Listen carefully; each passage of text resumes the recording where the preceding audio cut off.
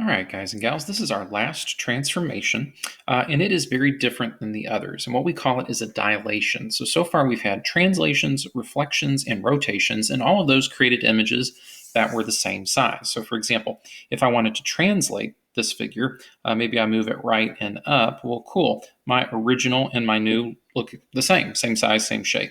If I wanted to make a reflection, so maybe I reflect over the y-axis, well, again, same size, same shape.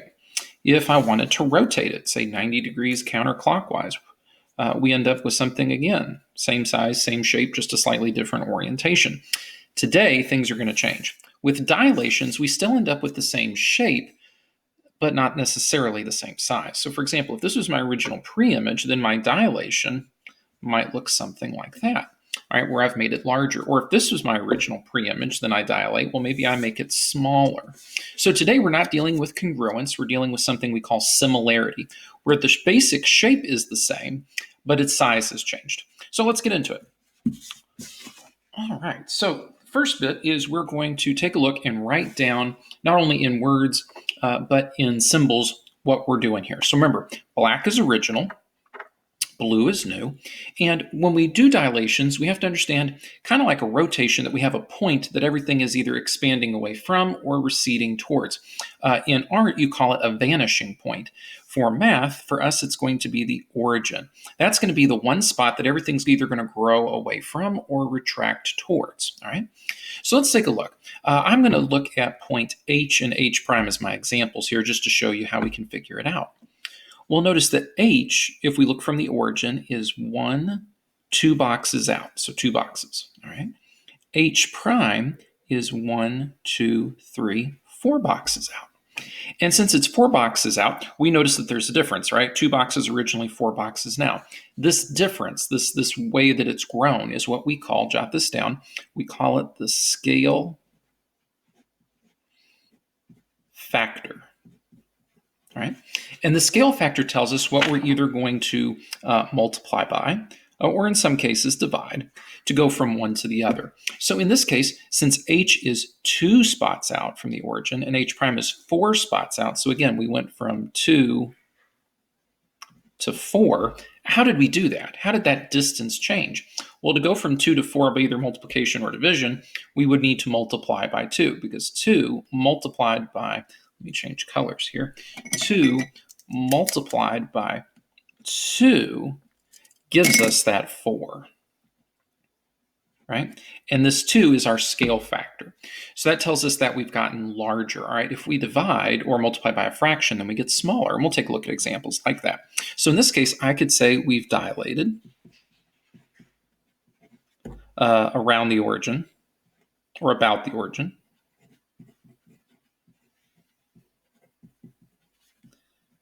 by a scale factor of 2. So in other words, in order to go from the black to the blue, I've multiplied everything by 2 to make it larger. Coordinate notation for this is pretty simple and straightforward as well. The way it works is we start off, remember, with our original x's and y's. And in this case, we said we multiplied by 2. That was our scale factor. So what we're going to do is we're just simply going to take that scale factor and use it in our coordinate notation. So 2 times x and 2 times y. Now, to show you that that works, let me grab a couple of quick points here, and we'll see how it goes. For example, G, for example. G was at the point -1, 1. Right. Well, if I take those coordinates and multiply them both by 2, I end up with G prime. 2 times -1 is -2. 2 times 1 is 2. And notice G prime, sure enough, is at that coordinate, -2, 2. So when we dilate, all we really have to do is figure out what is the scale factor, and then we'll use that with either multiplication or in some cases division, and we can figure out what we're doing. All right, let's try another one. So let's look at number 2 here. Again, black is original, blue is new, and notice this time we've gone from something that's larger to something smaller. All right, and I'm going to use X this time just to see how things changed. All right. So X is all the way up here. Let's get its coordinates. It looks like it's at 0, 4. All right. x prime is all the way down here at 0, 1. All right, so how do we go from 4 to 1 using either multiplication or division? All right, so let's write it out here. We'll do scale factor. All right, so one way to go from 4 to 1 is to divide by 4, right? 4 divided by 4 is 1, so that would work.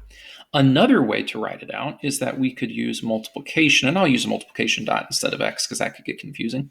Multiplied by 1/4. Take a look. Oh, where did I put my crazy calculator? It's run off on me again. Let's see. Oh, one of my kids must have taken it. We'll use a phone. It'll work just as well. Oh, no, wait, here it is, found it. Good deal. Let me show you with our calculator. If I take 1/4, all right, 1/4, and multiply it by 4, notice we still get 1. So either of these could be what we'd use for our scale factor. For our purposes, it's going to be easier to write your scale factor as a multiplication issue rather than a division issue. To get the numbers, you can divide all you want. But for what we're going to do for coordinate notations, this is going to be easier to do and write out. So just a heads up on that. Good, I'm glad I found that calculator. So let's go back and we'll actually do our word form and then our coordinate notation for this. So in words, I could say that we've dilated around the origin by a scale factor of, and I'm going to use 1/4. Because remember, the word of means multiply in math. So in this case, we're multiplying by 1/4. If you wanted to, you could say we dilated by the origin by dividing by 4 if you want. But again, I think multiplication is going to be easier. Let's talk about our coordinate notation. What would that look like? So again, since this is our scale factor, that's what we're going to use directly. So in this case, I would say 1/4 times x, and then 1/4 times y. And notice if I do that, 1/4 times 0 is still 0, and then 1/4 times 4 is 1. So that would work. And it would work on any of those other coordinates as well. But notice I purposely picked the x coordinates because they fell in nice, neat spots, much easier to figure out. If I've got, say, y here and y prime's kind of hard to see, or z prime, where it is exactly. So try to pick points in our work that are easy to read, and that's going to make your life just a little bit easier. All right, let's try another one. All right. Problem 3. Again, I'm going to try and pick points that are easy to read, and in this case, I think it's going to be a lot easier if I go with t and t prime. So notice that t to t prime is going larger, so we're going to end up with a whole number. So notice if we have a whole number scale factor, we're getting bigger. If we have a fraction, we're getting smaller. All right? So in this case, I know that t from the origin here is 2. All right, t prime is 3. Now, so how could I do that? How could I go from 2 to 3? All right. Well, one way to do it is to put the distance of the original underneath the distance of the larger one. For example, if I put 4 over 2, 4 divided by 2 is 2. Or if I try this one, 1 over 4, 1 over 4, sure enough, is my scale factor. So if I take the original here and put it underneath the blue, so in this case, our distance of 2, underneath our distance here of 3, well then this, by multiplication, is our scale factor, 3/2 or 1.5, depending on how you would like to write it. So if I were to write this out in words, I would say we have dilated around the origin, around the origin, don't forget your D, origin by a scale factor of 3/2, or you could say 1.5 or 1.5, any of those would be acceptable. If we're going to write our coordinate notation out, then that's just as easy. We can write it out as x, y, our original coordinates. We're going to map them onto or change them. So that way we've got 3/2 of x and 3/2 halves of y. Cool. All right, let's try one more. All right. Again, I noticed that black is smaller, blue is larger, so we should expect a whole number difference or something larger than 1. Notice 3/2 is not a whole number, but it is larger than 1. Let's see here. Points that would be easy to work with. Gosh, none of these look like they're going to be terribly easy. So, I don't know. Let's go with K and K prime. K is 1 out. So remember, if we're going to write our scale factor, original distance there from the origin is going to go on the bottom, so 1. And it looks like K prime is 1.5. So if I wanted to rewrite that, I could say that my scale factor is just 1.5. If I wanted it as a fraction, I would say 3/2. So as it turns out, these two problems, 3 and 4, are identical in terms of their scale factors. They're both at 3/2 or 1.5. So again, we could write this in words. Dilated around the origin by a scale factor of 3/2. And again, writing that as our coordinate notation is just as simple. And I'm going to use the decimal this time just to show you that it doesn't really matter. I prefer fractions, but if you'd rather do decimals, that's okay. So x's and y's are originals. We're going to map it onto or change it, in this case, by multiplying everything by 1.5. So 1.5 times x, 1.5 times y. And again, fractions, decimals, doesn't matter. I prefer fractions personally, but if you'd rather do the decimals, that's cool. All right, let's talk about how we actually graph these. These are super simple in that, kind of like rotations, we're not going to actually do any sort of counting. We're just going to do straight up math. So the first thing I would do is get all of the original coordinates written down. So we've got h, I, and j. So h, I, and j. So let's get those original coordinates. Make sure you get them correct. So h is at -2, -2. I is at 1, 2. J is at 2, 0. All right, and here comes the easy part. All right. In order to get our new coordinates, all we've got to do is take our scale factor and just multiply everything by that amount. Ooh, get my parentheses in there. So in this case, I'm going to grab a calculator just to show you can do it however you like. If a calculator makes it easier for you, that's fine. I'm going to take 2.5 and multiply it by -2. Cool, -5. So -5, and then of course -2 again is still -5. All right, let's do it again.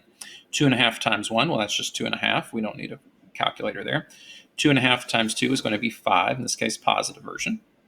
2.5 times 2, well, that's 5. And then 0 times 2.5, well, that's just 0. Cool. There are all my coordinates. Now we can plot them. So h is going to be all the way down here, h prime. I prime is going to be at 2.5, so I'm just going to eyeball it about halfway, all the way up to 5. So there's I prime. And then j is going to be all the way over here. I don't have to eyeball anything, right there at 5, 0. And again, I would grab a straight edge when you draw these in, folks. It's just going to make your life easier. When you're doing it on the computer, you can simply take your image, resize it, and then just move it into position. So again, you can grab one of the corners, just resize it to whatever it needs to be, and then just move it into position. And there we are. So we've dilated. Notice 2.5 is larger than 1, so it's gotten bigger, and we've got it in the right spot. Let's do another one. Right. This time our dilation is by 3/2. If you'd rather convert that into a decimal, it would be 1.5. That might be easier to type in for a calculator. So let's get our original coordinates in. So we've got, let's see, I, J, K, and L. And again, make sure you get those original coordinates spot on. If you miss those, then you're out of luck. So I is at -2, -2, so that's familiar. J is at -1, 2. Should have moved these over, they're going to get in the way. K is at 1, 3. And L looks like it's at 2, 1. And again, we're going to take our scale factor and multiply everything that we've got by that scale factor. So in this case, I'm going to take 1.5, because we said that would be the decimal version. Multiply it by -2, and that gives me for I prime -3, -3. All right, let's do J prime. -1 times 1.5 is just -1.5. So we'll just write that down. And then 2 times 1.5, in this case, would just be 3 instead of the negative version. 1 this time, so for k prime, 1 times 1.5 is just 1.5. And then 3 times 1.5, so let's do that. 1.5 times 3 should get you 4.5, so that looks good. And then we said 2 already. 2 times 1.5 is 3. Write that 3 a little better. There we go. And then another 1.5 times 1 is just 1.5. So cool. Let's plot all these points. So I is at -3, -3. So that's right here. So there's I prime. Let's see, J. J is going to be at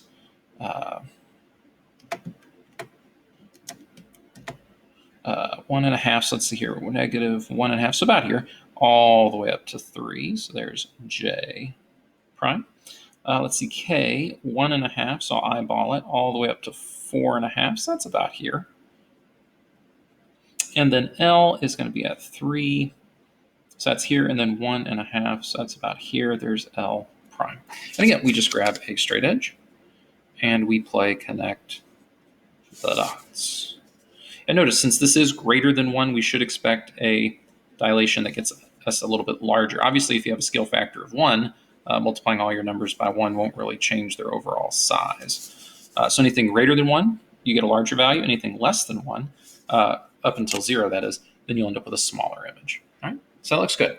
So I'm going to pause this video here, or stop it. That way you've got something to look at. I'm going to create a second video, kind of a part 2, and we'll finish up our notes. All right. Have a good day, guys and gals.